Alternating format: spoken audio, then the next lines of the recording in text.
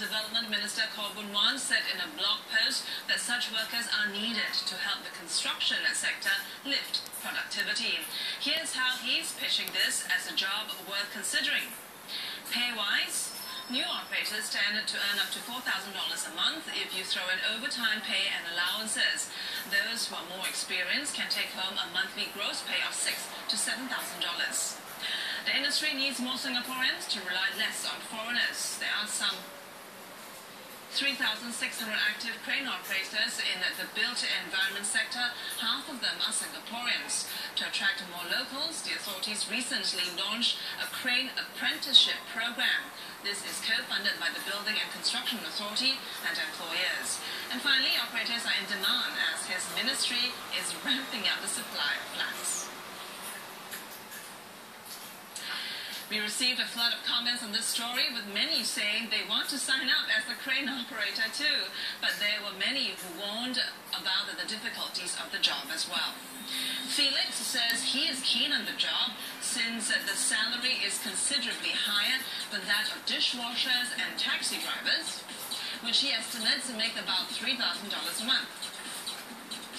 Chong responds to the flurry of excitement, saying that there are too many people focusing on the salary.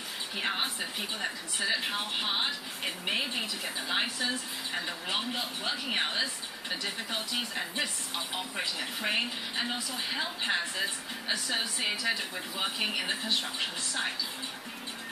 Khairul agrees that being a crane operator isn't easy. It is a heavy responsibility, he says, as safety is a serious issue and one mistake can cause fatalities. Danny Lim says crane and boom lift operators may be well paid and are in high demand, but few Singaporeans he thinks would want to join the ranks because it involves working on weekends, holidays, and doing night shifts. Sugumaran has a personal story to tell. He says his brother-in-law is a crane operator and can bring home more than $9,000 a month. But he adds that he only receives sporadic job offers, and where there is little work, he has to drive a lorry for $1,200 a month. Yati, whose husband is a crane operator, says while the money is good, there are many risks associated with the job. Good communication skills with other foreign workers are also crucial. She admits it's hard for her because her husband sometimes doesn't get home till 4 in the morning. And as a spouse, she has to be understanding, respect his work, and continue to be optimistic. Thanks for all your views and comments. Keep them coming, and follow us on Facebook and Twitter for the latest updates.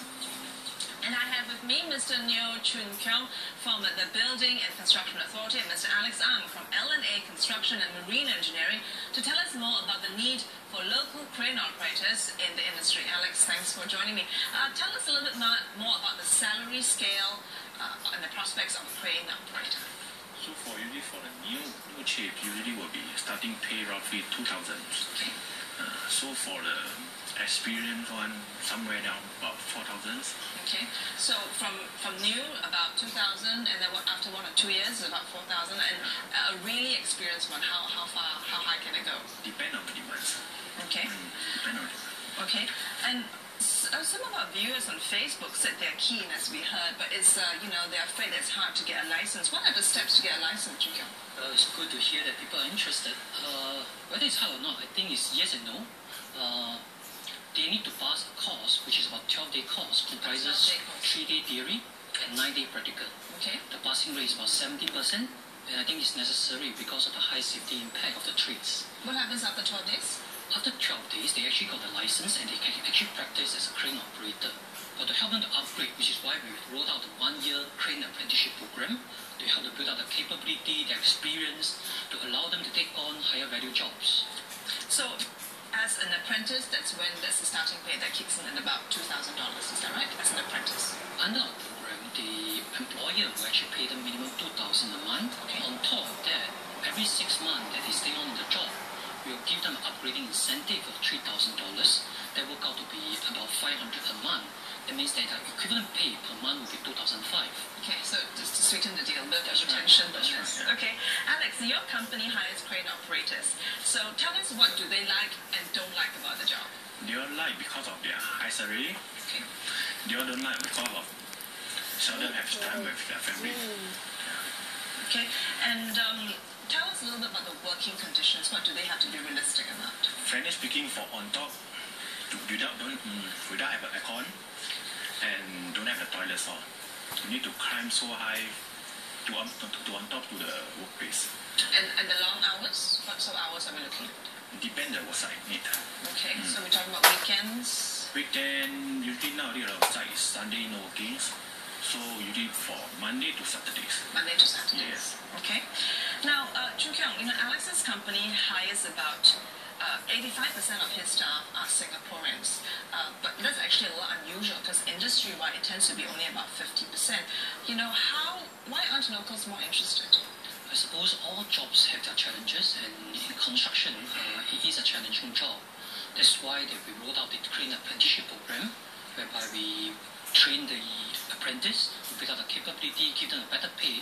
Hopefully, and I'm hopeful that we will bring in more locals to join the trade. Yeah. And Alex, you must have been doing something right because you're 85%. So what sort of advice?